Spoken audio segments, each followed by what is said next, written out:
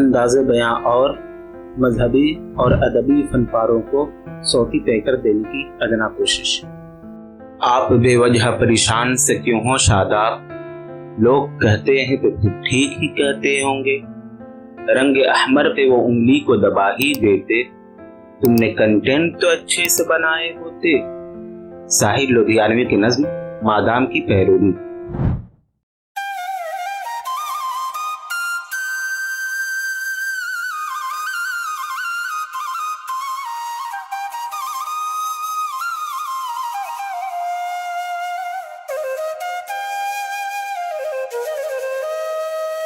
افسانہ بدنصیب ماں، کہانی کار پریم چند، آواز و تزئین کاری رضا انصاری۔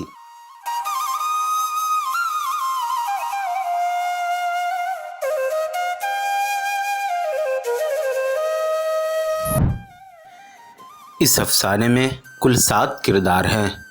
پہلا کردار پنڈت اجودھیا ناتھ، جس کی موت سے افسانے کا آغاز ہوتا ہے۔ دوسرا کردار پھولمتی، پنڈت اجودھیا ناتھ کی بیوہ۔ تیسرا کردار کامتا ناتھ، بڑا لڑکا جو ایک دفتر میں 50 روپے کا ملازم ہے۔ چوتھا کردار اما ناتھ، دوسرا لڑکا جو ڈاکٹری پاس کر چکا ہے۔ پانچواں کردار دیا ناتھ، تیسرا لڑکا جو اخباروں میں مضامین لکھتا ہے۔ چھٹا کردار سیتا ناتھ، چھوٹا لڑکا جو ابھی BA پاس کر چکا ہے اور ولایت جا کر پڑھنے کا ارادہ رکھتا ہے۔ ساتواں کردار کملا، پنڈت اجودھیا ناتھ اور پھولمتی کی سب سے چھوٹی لڑکی۔ اس کے علاوہ پنڈت دین دیال، مراری لال، مہری، کوہارن اور 4 بہوئے ضمنی کردار کی حیثیت رکھتے ہیں۔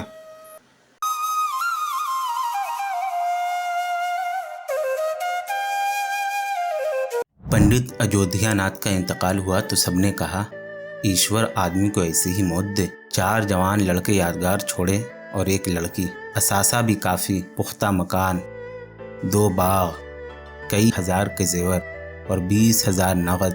بیوہ پھولمتی کو صدمہ ہونا تو لازمی تھا اور وہ کئی دن تک بے حال رہی، لیکن جوان بیٹوں کو سامنے دیکھ کر اسے تشفی ہوئی۔ 4 لڑکے ایک سے ایک سعادت مند، 4 بہویں ایک سے ایک فرما بردار۔ جس وقت پھولمتی چارپائی پر لیٹتی تو باری باری سے اس کے پانو دباتی، وہ اشنان کر کے اٹھتی تو اس کی ساری دھوتی، سارا گھر اس کے اشارے پر چلتا تھا۔ بڑا لڑکا کامتا ناتھ ایک دفتر میں 50 روپے کا نوکر تھا۔ دوسرا اوما ناتھ ڈاکٹری پاس کر چکا تھا اور کہیں مطب کھولنے کی فکر میں تھا۔ تیسرا دیا ناتھ BA فیل ہو گیا تھا اور اخباروں میں مضامین لکھ کر اپنا جیب خرچ نکال لیتا تھا۔ سب سے چھوٹا سیتا ناتھ چاروں میں ذہین اور ہونہار تھا اور ان سال BA اول درجے میں پاس کر کے MA کی تیاری میں مصروف تھا۔ کسی میں وہ لاابالیاں نہ تھی، نہ فضول خرچیاں، نہ کم اندیشیاں جو والدین کو جلاتی ہیں اور خاندان کو تباہ کرتی ہیں۔ بڑھیا گھر کی مالکن تھی، اگرچہ کنجیاں بڑی بہو کے پاس رہتی تھی۔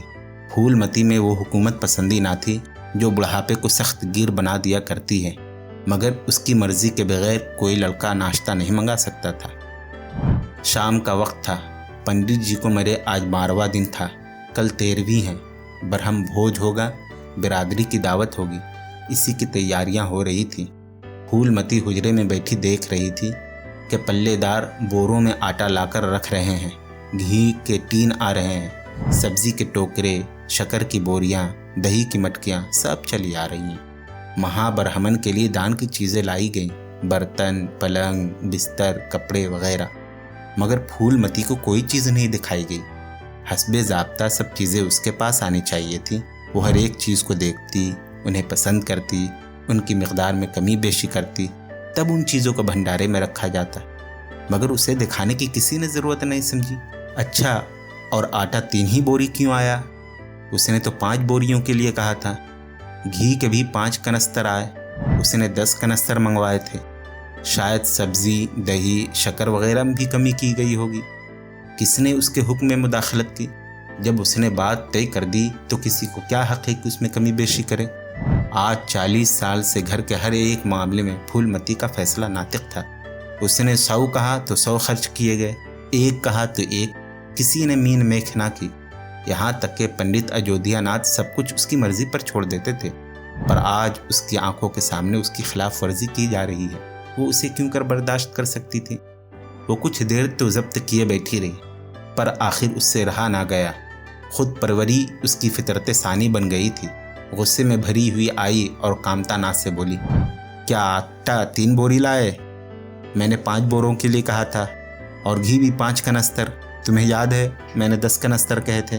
किफ़ायत को मैं बुरा नहीं कहती, लेकिन जिसने ये कुआं खोदा उसकी आत्मा पानी को तरसे तो कितने शर्म की बात है। कामता नाथ ने माजरत नहीं की, उज़रे गुनाह नहीं किया, नादिम भी नहीं हुआ, फ़ौरन तकसीर की तलाफ़ी करने नहीं दौड़ा। 1 मिनट तो बाग़ियाना अंदाज से खड़ा रहा, फिर बोला, हम लोगों की सलाह 3 ही बोरों की हुई और 3 बोरों के लिए 5 कनस्तर घी काफ़ी था। इसी हिसाब से और चीज़ें भी कम कर दी गई। फूलमती तेज़ होकर बोली, किसकी राय से आटा कम किया गया? हम लोगों की राय से। तो मेरी राय कोई चीज़ नहीं है क्यों नहीं, लेकिन अपना नफ़ा नुकसान तो हम भी समझते हैं। फूलमती हक्का बक्का होकर उसका मुंह तकने लगी। इस जुमले का मतलब उसकी समझ में ना आया। अपना नफ़ा नुकसान, या अपना क्या भला है? उसका वजूद कब से हुआ? इस घर के नुकसान की जिम्मेदारी उसके सर है। दूसरों को, खा वो उसके पेट के लड़के ही क्यों ना हो, उसके फैसले में दखल देने का क्या हक है? लौंडा इस तरह जवाब दे रहा है गोया घर इसका है। उसने मर कर ये गरहस्ती जमा की है, मैं तो गैर हूँ, ज़रा उसकी खुदसरी तो देखो। उसने तहक्कुमाना लहजे में कहा, मेरे नफ़ा नुकसान के ज़िम्मेदार तुम नहीं हो। मुझे इख्तियार है, जो मुनासिब समझूँ करूँ। अभी जाकर 2 बोरे आटा और 5 कनस्तर घी और लाओ, और आइंदा से खबरदार जो किसी ने मेरी बात काटी। उसने अपने ख्याल में ज़रूरत से ज़्यादा तंबीह कर दी थी, और अब वहाँ खड़े होने की ज़रूरत ना समझकर वो अपने हुजरे में चली आई। हालांकि कामता नाथ अभी वहीं खड़ा था और उसके चेहरे से ऐसा मुतरशा हो रहा था कि उसे इस हुक्म की तामील में कुछ उज़्र है। मगर फूलमती मुतमईन बैठी थी। इतनी तंबीह पर किसी को उसकी नाफरमानी की जुर्रत हो सकती थी कि उसके जहन में ना आया, मगर रफ्ता रफ्ता उस पर अब हकीकत खुलने लगी थी कि उसके घर में उसकी वो हैसियत नहीं रही जो 10-12 रोज़ पहले थी। रिश्तेदारों के यहाँ से नवेद में घी, शक्कर, मिठाई वगैरह आ रही थी। बड़ी बहू उन चीज़ों को ख़ास अंदाज से संभाल कर रख रही थी। तीनों छोटी बहुएं भी भंडारे में घुसी हुई थी। कोई भी फूलमती से पूछने नहीं आता। बिरादरी के लोग भी जो कुछ पूछते हैं वो कामता नाथ से या बड़ी बहू से। कामता नाथ कहाँ का बड़ा मोहतमीम है, दिन भर भंग पिए पड़ा रहता है, और बड़ी बहू जैसी फोहड़ औरत भला इन बातों को क्या समझ सकती है? भद होगी और क्या। सब के सब ख़ानदान की नाक कटवाएंगे। वक्त पर कोई ना कोई चीज़ कम हो जाएगी, तब इधर उधर भागे फिरेंगे। इन कामों के लिए बड़ा तजर्बा और सलीका चाहिए। कोई चीज़ ज़रूरत से ज़्यादा बन जाएगी और मारी मारी फिरेगी। कोई चीज़ इतनी कम बनेगी कि किसी की पित्तल पर पहुँचेगी, किसी पर नहीं। आखिर इन सबों को क्या हो गया? अच्छा, बड़ी बहू सेफ क्यों खोल रही है? वो सेफ को मेरी मर्जी के बगैर खोलने वाली कौन होती है? कुंजी उसके पास है ज़रूर, लेकिन जब तक मैं रुपए ना निकालूं वो संदूक नहीं खोल सकती। आज इस तरह खोल रही है गोया सब कुछ वही है, मैं कुछ हूँ ही नहीं। उसने बड़ी बहू के पास जाकर तुंद लहजे में कहा, सेफ क्यों खोलती हो बहू? मैंने तो खोलने को नहीं कहा। बड़ी बहू ने बेबाकाना अंदाज से कहा, बाजार से सामान आया तो दाम ना दिया जाएगा? कौन चीज़ किस भाव से आई और कितनी आई है मुझे कुछ नहीं मालूम। जब तक हिसाब किताब ना हो जाए रुपए कैसे दिए जाए? हिसाब किताब सब हो गया है। किसने किया? अब मैं क्या जानूं? जाकर अपने लड़कों से पूछो। फूलमती फिर आकर अपनी कोठरी में बैठ गई। इस वक्त बिगड़ने का मौका ना था। घर में मेहमान भरे हुए थे। अगर इस वक्त उसने लड़कों को डांटा तो लोग यही तो कहेंगे कि पंडित के मरते ही उनके घर में फूट पड़ गई। खून का घोट पी पी कर रह जाती। जब मेहमान रुखसत हो जाएं तब वो एक एक की खबर लेगी, देखेगी उस वक्त लड़के क्या बातें बनाते हैं। इस अरसे में वकार परदाजों की बेकायदगियों और फजूलकारियों और गलतियों का मुबसराना निगाहों से मुशाहदा कर रही थी। 12 बजते बजते दावत शुरू हुई। सारी बिरादरी के लोग यकबारगी खाने के लिए बुला लिए गए। फूलमती खड़ी खड़ी तमाशा देख रही थी। सहने में मुश्किल से 250 आदमी बैठ सकते हैं। ये सारी बिरादरी कैसे बैठेगी? 2 नपक्तों में लोग बैठते तो क्या बुरा था? यही तो होता 2 की जगह 4 बजे ख़त्म होती। मगर यहाँ तो सबको सोने की फिक्र पड़ी है। दफातन शोर मचा, तरकारियों में नमक नहीं है। बड़ी बहू जल्दी से नमक पीसने गई। फूलमती गुस्से से होंठ चबा रही थी, मगर इस मौके पर जबान ना खोल सकती थी। बारे नमक पिसा और पतीलियों में डाला गया। यकायक फिर शोर मचा, पानी गर्म है, पानी गर्म है। घर में बर्फ ना थी। आदमी बाजार दौड़ा गया। बाजार में इतनी रात गए, बर्फ कहाँ। आदमी नाकाम लौट आया। मेहमानों को वही नल का गर्म पानी पीना पड़ा। फूलमती का बस चलता तो लड़कों का मुंह नोच लेती। ऐसी बदइंतजामी उसके घर में कभी ना हुई थी। उस पर सबको मालिक और मुंतजिम बनने की धुन है। बर्फ जैसी जरूरी चीज मंगवाने की किसी को भी सुध ना रही। सुध कहाँ से आए जब किसी को गप मारने से फुर्सत ना मिले। मेहमान अपने दिल में क्या कहते होंगे। दावत करने चले थे और घर में बर्फ तक नहीं। अच्छा, फिर क्यों घर में हलचल मची। अरे गजब, किसी के शोरबे में एक मरी चूहिया निकल आई। या भगवान, अब तुम ही आबरू रखियो। छी, इस फोहड़पन की भी कोई हद है। सारे मेहमान उठे जा रहे हैं, ना उठे तो क्या करें। आंखों से देखकर मक्खी कौन निकलेगा। फूलमती के दिल में ऐसा उबाल उठ रहा था कि दीवार से सर टकरा ले। मजनूनाना हालत में बार बार सर के बाल नोचती थी। अब आगे दावत के इंतजाम करने चले थे। सारा करा धरा मिट्टी में मिल गया। सैकड़ों रुपए पानी फिर गया।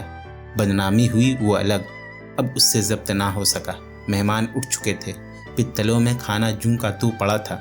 चारों लड़के आंगन में नादिम खड़े थे। एक दूसरे को इल्ज़ाम दे रहा था। बड़ी बहू देवरानियों पर बिगड़ रही थी। उसी वक्त फूलमती शोले की तरह टूट कर आई और बोली, मुंह में कालिक लग गई कि नहीं, या अब भी कुछ कसर है। डूब मरो सब के सब जाकर चुल्लू भर पानी में। शहर में कहीं मुंह दिखाने के लायक नहीं रहे। हफ्तों इस दावत का चर्चा रहेगा, मजाक उड़ाया जाएगा। तुम लोगों को कुछ शर्म हया तो है नहीं। तुम्हें क्या, आत्मा तो उसकी रो रही जिसने जिंदगी को घर की आबरू बनाने में तबाह कर दिया। कामतानाथ कुछ देर तो खड़ा सुनता रहा, आखिर झुंझुला कर बोला, अच्छा अब रहने दो अम्मा, गलती हुई, हम सब मानते हैं बहुत बड़ी गलती हुई, लेकिन अब क्या उसके लिए आदमियों को हलाल कर डालोगी। सभी से गलतियां होती हैं, पछताने के सिवा आदमी और क्या करता है। किसी की जान तो नहीं मारी जाती। आदमी गलतियों ही से सीखता भी तो है। बड़ी बहू ने फरमाया, हम क्या जानते थे, बीबी ननद कमला से इतना ज़रा सा काम ना होगा। चूहिया तरकारी में बैठी होगी, उन्होंने टोकरी को बगैर देखे भाले कड़ाहों में डाल दिया। कामतानाथ ने बीवी को डांटा, उसमें ना कमला का कसूर है, न तुम्हारा न मेरा, इत्तेफाक है। इतने बड़े भोज में एक एक मुट्ठी तरकारी कड़ाहों में नहीं डाली जाती, टोकरे के टोकरे उंडेल दिए जाते हैं। उसमें कैसी जग हंसाई और कैसी नक कटाई। तुम खामखा जले पर नमक छिड़कती हो। फूलमती, शर्माते तो नहीं, उल्टे और बेहयाई की बातें करते हो। कामता, शर्माऊं क्यों, किसी की चोरी की है। चीनी में चींटे और आटे में घुन, ये सब तो नहीं देखे जाते। हमारी निगाह ना पड़ी, बस यही बात बिगड़ गई, वरना चिपके से चूहिया पकड़ के निकाल देते, किसी को खबर तक ना होती। फूलमती इस कुफ्र पर इस्तेजाब से बोली, क्या सबको चूहिया खिलाकर उनका धर्म ले लेता। कामतानाथ माँ की तरफ निगाहें मलामत से देखकर बोला, क्या पुराने जमाने की बातें कर रही हो अम्मा, इन बातों से धर्म नहीं जाता। ये धर्मात्मा लोग जो पित्तल से उठ उठ कर गए हैं, उनमें ऐसा कौन है जो भेड़ बकरी का गोश्त ना खाता हो। तालाब के कछुए और घोंगे तक तो किसी से बचते नहीं, क्या वो जरा सी चूहिया उन सबसे नापाक है। फूलमती के पास ऐसी कटहुज्जतियों का जवाब ना था, अपना सा मुंह लेकर चली गई।